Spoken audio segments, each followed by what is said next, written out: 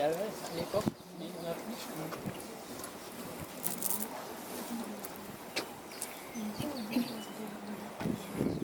Il y a encore de la place par ici, hein, si vous voulez vous rapprocher. Il y a de la place par ici. Ça va?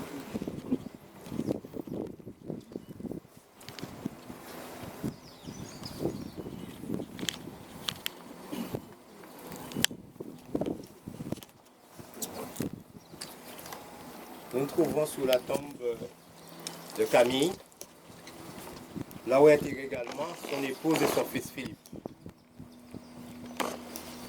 Camille a été transférée ici au mois de juillet, conformément à la volonté de son épouse qui souhaitait qu'ils reposent ensemble, puisque Camille, depuis 20 ans, était à Port-Louis, aux côtés de Guiméro.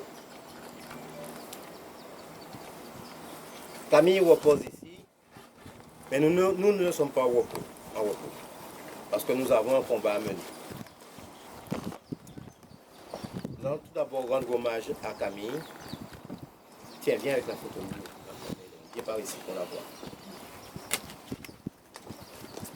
Cet homme-là, on peut dire qu'il a donné sa vie pour la Guadeloupe. Alors nous allons lui déposer une gerbe. Et tout d'abord, nous allons observer 1 minute de silence.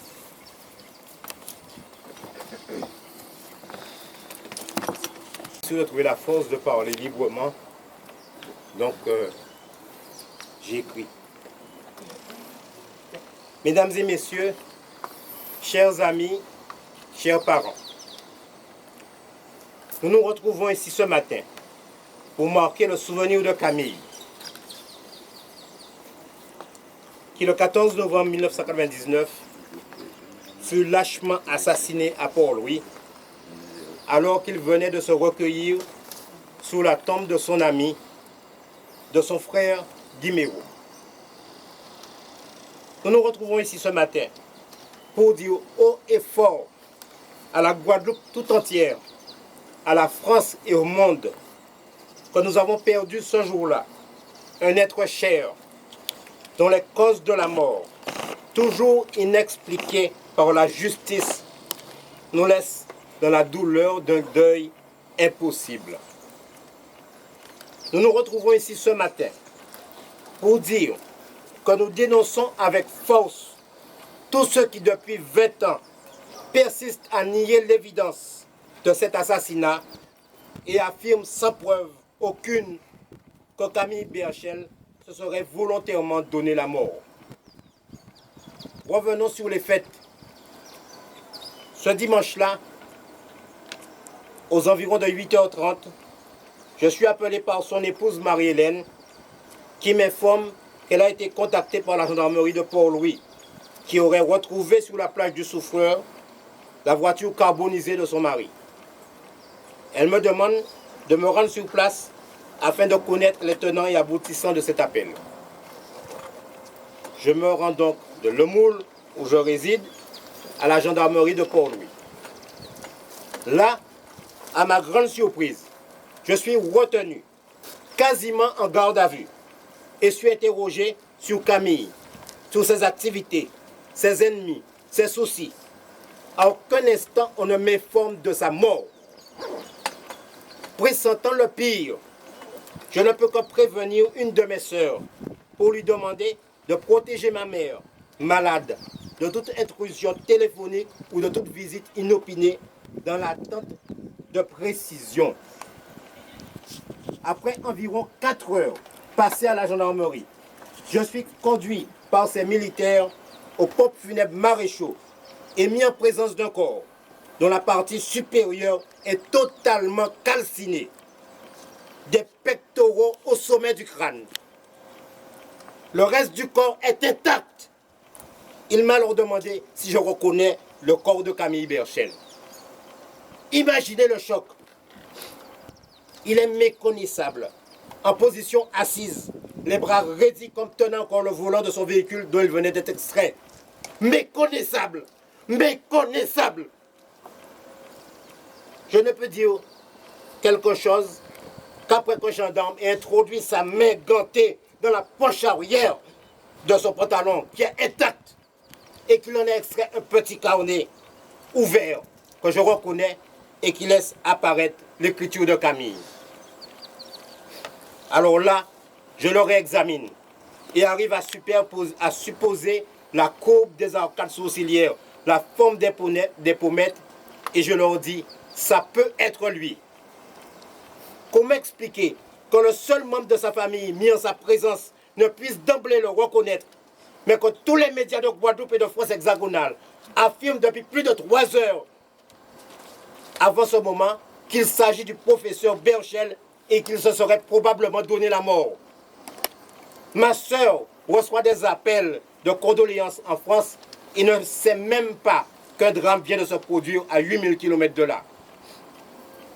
Où se situe l'intégrité de la presse qui l'aide en ce moment précis à confirmer la mort de Camille, qui commence volontairement à accréditer la thèse d'une mort volontaire qu'il se serait donnée.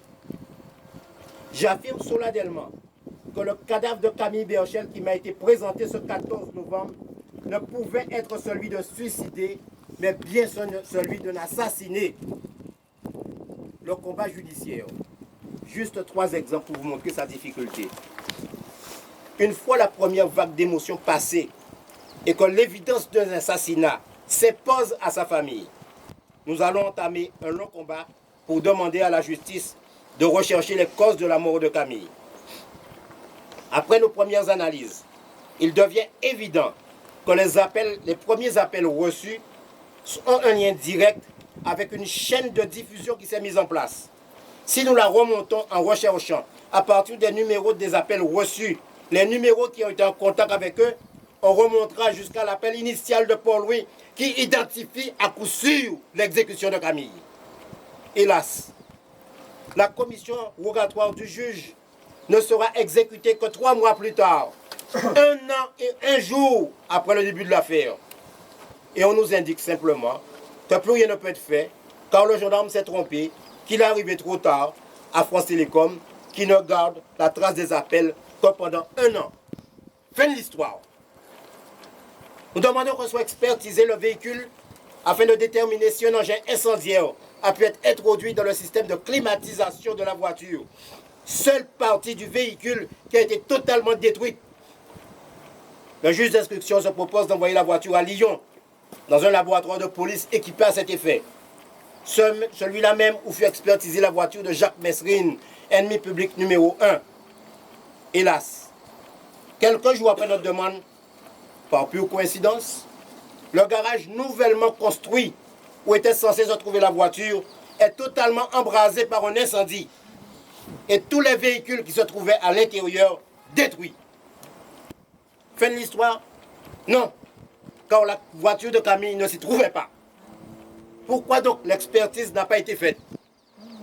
Où est gardée à ce jour-là cette pièce à conviction? Qui aurait donné l'ordre éventuel de la détruire? Troisième et dernier exemple, l'ordinateur de Camille. Nous avons demandé à la justice d'expertiser l'ordinateur qui se trouvait dans son bureau. Envoyé à Rosny-sous-Bois, dans le laboratoire informatique spécialisé de la police. Celle-ci s'est déclarée incapable de le décoder et d'en extraire la moindre information. Un laboratoire spécialisé de la police. On nous demande de nous adresser à une société privée, à nos frais, pour lire le disque dur de cet appareil. Cette opération coûte près de 6 000 € à vos portefeuilles. Fin de l'histoire. La vérité est que cet assassinat a eu des témoins. Pour ceux qui connaissent la plage du Souffleur, elle est fréquentée le dimanche matin par des marcheurs, des baigneurs, des promeneurs. Ceux qui se trouvaient au bord de l'eau se situent en contrebas du chemin du cimetière. Ils ne pouvaient être vus de ceux qui se trouvaient sur ce chemin, mais l'inverse était possible. C'est ainsi que nous avons reçu plusieurs témoignages concordants, mais anonymes. Si vous dites c'est moi qui dis ça, on peut dire pas j'ai rien. Ça c'est la Guadeloupe aussi. Anonymes de ce qui s'était passé. S'ils sont demeurés anonymes, ils nous permettent toutefois d'évoquer une théorie et une piste possible sur la méthode de l'exécution de Camille. Il y avait un guetteur situé dans l'axe de la sortie du cimetière. Il y a eu un saboteur pour la voiture. Il y a eu un donneur d'ordre. Une fois l'engin incendiaire placé dans la voiture, le guetteur a indiqué la sortie de Camille. La voiture mise en route. Un gaz asphyxiant a été délivré, immobilisant Camille à son volant. Le donneur d'ordre s'est alors approché de la voiture et une fois identifié, aurait donné l'ordre de mise à feu. Si l'on suppose l'existence de gaz diffusé par le système de climatisation et produisant une température élevée, on peut comprendre alors que seul le tiers supérieur du corps était carbonisé parce que les ailettes du système de climatisation projetaient l'air dans une certaine direction, vers sa tête. Et que la pression intérieure, ainsi dégagée de l'avant vers l'arrière, a fait voler la vitre arrière. Il ne restait plus alors qu'à effacer les traces en faisant fondre le plastique de la climatisation. Seule une expertise de la voiture pourrait permettre d'affirmer ou d'infirmer cette théorie. Cette expertise n'a jamais eu lieu. Nous avons connu sur cette affaire 3 juges d'instruction en 5 ans. Pensez que le délai moyen d'un juge, c'est entre 1 an et demi et 3 ans. On comprend pourquoi en 5 ans, 3 juges d'instruction, tous les 3 veulent clôturer l'affaire. Notre famille a dépensé des dizaines de milliers d'euros sans résultat. Nous avons posé une liste de plus de 30 questions au juge. Aucune réponse ne nous a été apportée. Ou plus aussi, une seule, non-lieu. Où est la vérité? Où est la justice? Nous disons aux Guadeloupéens, un de vos fils parmi les plus valeureux a été assassiné. Montrez-vous digne, réclamez justice, réclamez la vérité sur cet acte odieux. Camille s'est dévoué corps et âme pour la santé des enfants de Guadeloupe. Il a été un médecin engagé. Et aujourd'hui, la réalité des problèmes que nous vivons au quotidien au CHU, il l'avait déjà deviné. Il a été un incompris en son temps, trop précurseur, trop visionnaire. Nous ne pouvons le laisser, nous ne pouvons le laisser tomber dans l'oubli. Camille, pour toi et grâce à toi, nous poursuivrons le combat.